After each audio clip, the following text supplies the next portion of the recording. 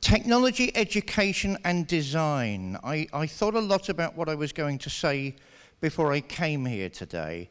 My trouble with education is it tends to be one-dimensional and all in the direction of technology. Maybe that's one of our social ills at the moment. So I want to give you a different view of things. My hero is Friedrich Schiller. He was a philosopher, historian, and a dramatist, rather like myself. He's from the golden age, the classic era of the Weimar Republic, and he was the man who first said, "What is wrong with fun?" Hey, people spend most of their lives playing. That means there's a necessity to it. That means it's not trivial. That means there's something deep going on there.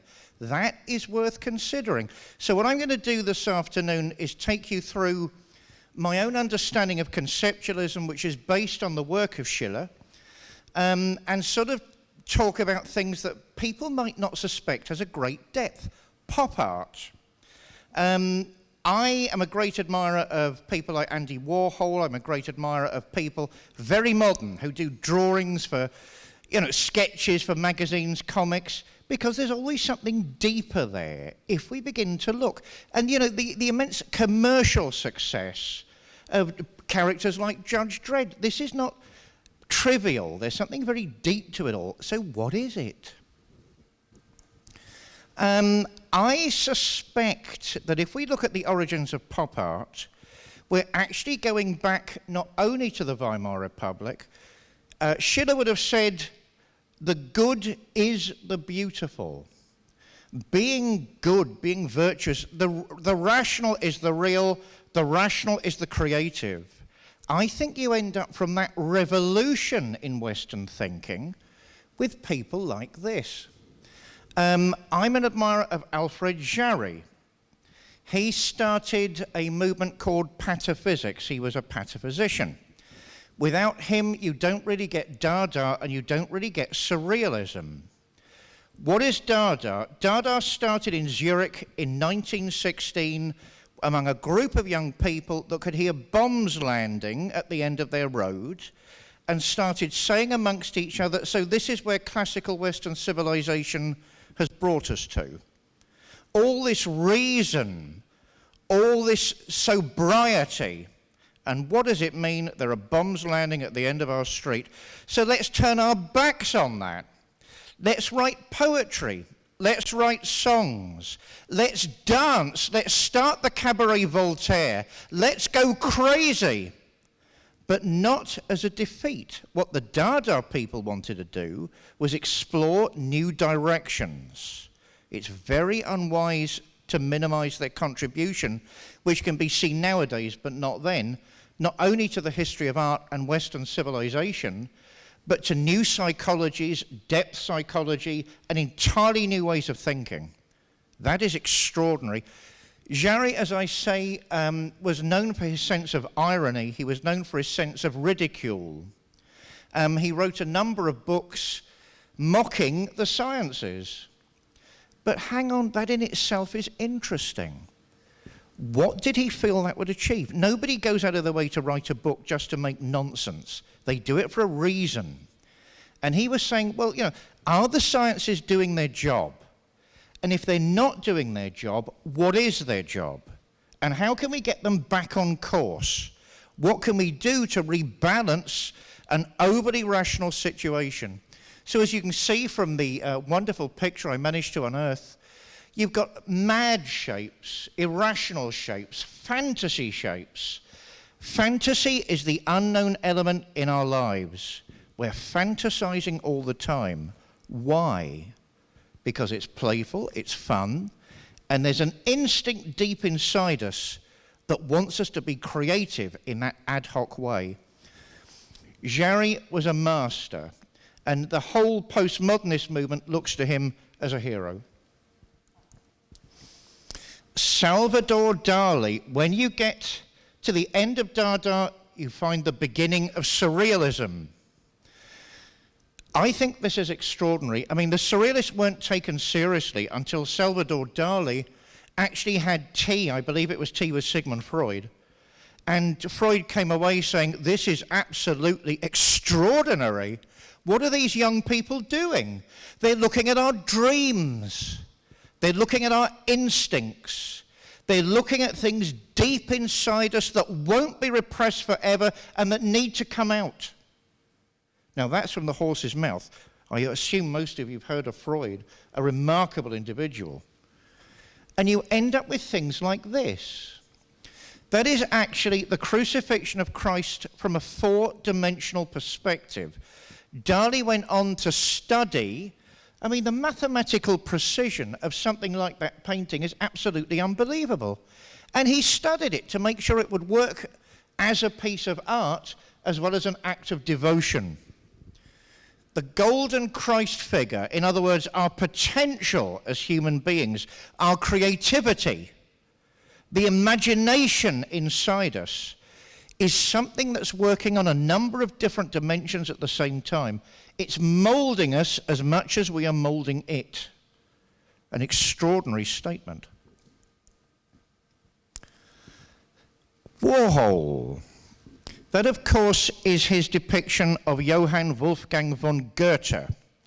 I've got the picture of Marilyn Monroe yet. I was told not to send in so many slides, otherwise we'd have got the soup can as well. But I was told, keep your slides under control, Reverend, so I kept them under control. People miss the fact that he was doing soup cans, he was doing Chairman Mao, he was lithographing Marilyn Monroe at the same time as the great giants of Western culture. Goethe had one of the biggest IQs in human history. He wrote about everything. He's a genuine organic intellectual.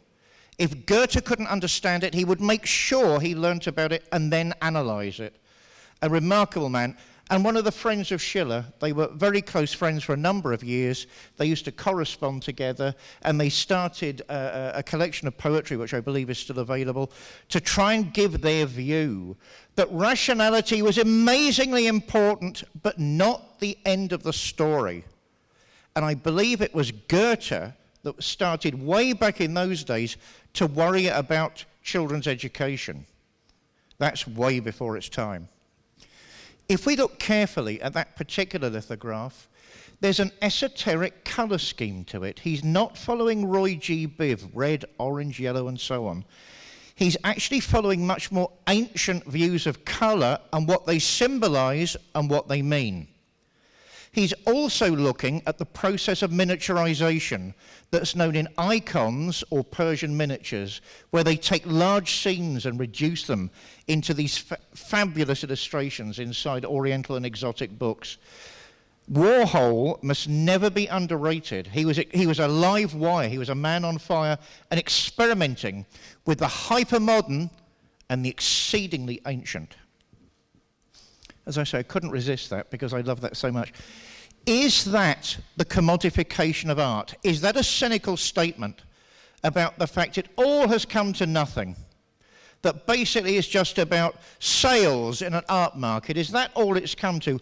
Or is he saying, yes, that is true, but look at the colour schemes. Marilyn Monroe in different spiritual states.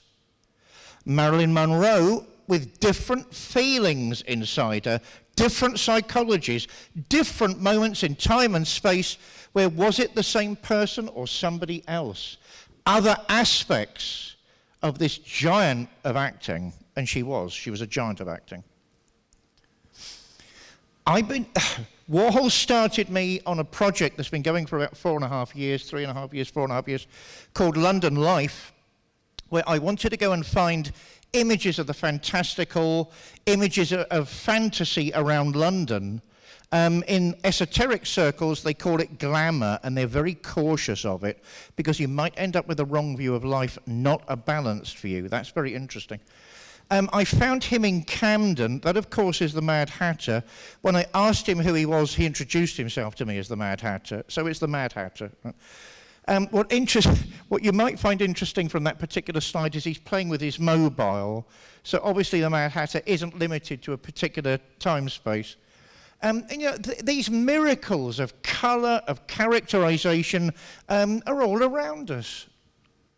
That was a shop in Camden. I love the colour coordination and the Dalek. There's no reason why the Dalek is there. I asked the shop owner why the Dalek's there, and he said it helps sales.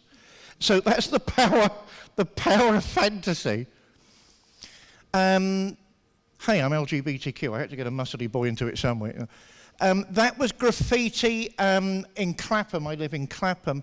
What interested me about that type of fantasy illustration was the fact the human figure is contorting, it's unhappy with itself, it's trying to do things human figures, bodies, characters can't really do, rather like another famous comic book character, the Silver Surfer. But let's look more deeply. There's a deep rejection of the human body and the human condition in these illustrations. I'm going to say photographs. There's something inhuman. Something is going wrong. I'm above all of these lower conditions of life with its dirt and its pandemics. I'm superior. I'm silver. I can fly through the sky. And it ends up with caricatures of reason itself. That's the enemy of Dan Dare, the Mekon. I could never understand when I was reading The Eagle as a child how Dan Dare would knock him for 6 at the end of every 6 weeks. Dan Dare was a space pilot. I mean, look at the size of that brain. He's got armies of muscle-bound warriors, and he always loses to Dan Dare every 6 months. 6 weeks. I could never understand that. Why is that important? Because that's a painting by Goya. The dream of reason produces monsters. I think that's true, but it's not the whole story. If we give up our fantasy life, if we give up the imagination, we end up with sterility. And everything's ordered and structured, but nobody's happy, and nobody's laughing, and nobody's singing, and nobody's crying. That isn't human. But there's a rebellion, even in that modern view. That's a mere cube with hidden spaces inside it. I think there's something in the human condition that just loves fantasy and creation and the ad hoc and the revolutionary, and that must be applauded. I started exploring that type of thought in this wonderful place. It's a gay bar in the center of the city where imagination is all over the place. Fantasy, people are having these fantastical conversations everywhere in the pub. Gilbert and George, I used to know Gilbert and George. The use of colour, the use of space, the use of time in their illustrations, that's actually called Getting Drunk with God, a remarkable achievement in terms of modern design. There is a point, of course, at which fantasy ceases to be fantasy and becomes imagination. And that is the equal of reason, in my view. It's another eye of the human soul. It deals with the world creatively, the right-hand part of the brain, and all of a sudden you're looking at very serious material on an equal footing to reason. That, of course, is a symbol of transformation from Mexico that is decorating the moment of death. That is an extraordinary. Death is not the end, it's not a defeat, it's a beginning. It leads to the inner life. That is a painting by Fuseli. I couldn't resist that one because it's almost like the inner life is trying to express itself. My eidolon, my daemons. Remember, that's not a demon. My daemons expressing themselves. Bottom and Titania. Let's surrender to the imagination and balance it with reason, as Schiller said all those years ago. What do we end up when we do that? We end up with totality. That is an image of God. That is an image of God. What were the surrealists looking for? A surreality. Understanding our reason, understanding our dreams, understanding our instincts, and until all of them become part of the educational system, become part of our understanding of life, then we're cursed to repeat the same mistakes forever and never really understand ourselves as total human beings. Forgive me for rushing through the slides. It's lovely seeing you all.